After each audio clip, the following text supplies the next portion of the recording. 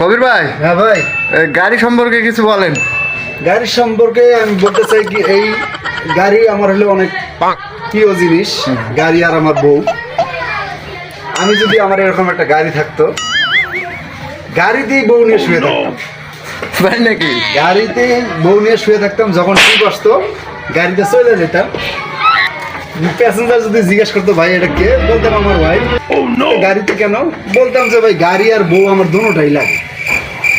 তা এখন সেই পরিবেশ, সেই সমাজ, সেই রকম তো সিচুয়েশন নাই। তা এখন অন্যের গাড়ি চালাই, অন্যের গাড়ি তার বউ নিয়ে শুয়ে থাকা যাবে, মানুষ অনেক কিছু মনে করবো।